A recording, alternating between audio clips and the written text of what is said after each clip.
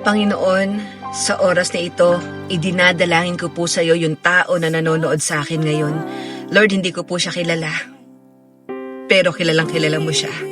Alam mo yung tumatakbo sa isip niya, alam mo yung laman ng puso niya, alam mo Lord yung mga alalahanin niya, alam mo yung problema niya.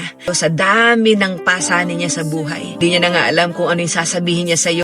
Pero Lord, katulad ng kwento sa Bible, merong isang may sakit at meron siya mga kaibigan na lumapit, na binutas nila yung bubong ng isang bahay kung saan nandoon ka at ibinaba nila.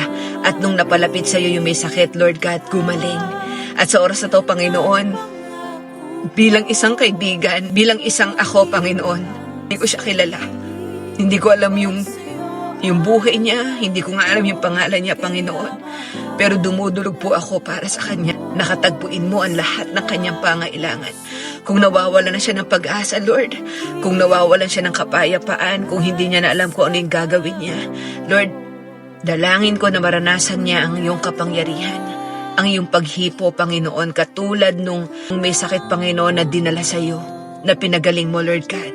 At sa oras na to, alam ko na ikaw yung Diyos na makapangyarihan, na ikaw yung Diyos na walang imposible, na ikaw yung Diyos na mabuti at tapat sa lahat ng pagkakataon.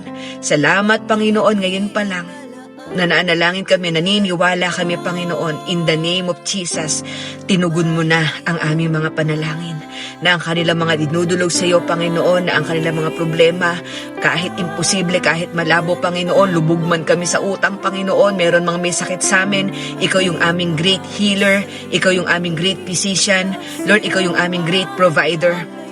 Kung titingin kami sa paligid namin, Lord, imposible, mahirap, pero Lord, walang mahirap sa iyo. Walang imposible sa iyo.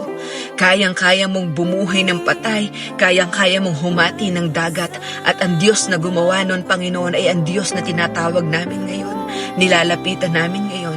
Salamat po, Panginoon. Yakapin mo siya, Lord God. Iparanas mo sa Kanya, Panginoon, ang kabutihan at katapatan mo. Kung siya ipatuloy na lalapit at magtitiwala sa iyo, Panginoon, ng walang pag-aalinlangan. According to your faith, kaibigan, mangyayari yun. Salamat po, Panginoon. Sa iyo po ang papuri at pagsamba. Sa iyo po ang pinakamataas na pasasalamat. Sa pangalan mo lamang, Jesus. Amen, amen, amen.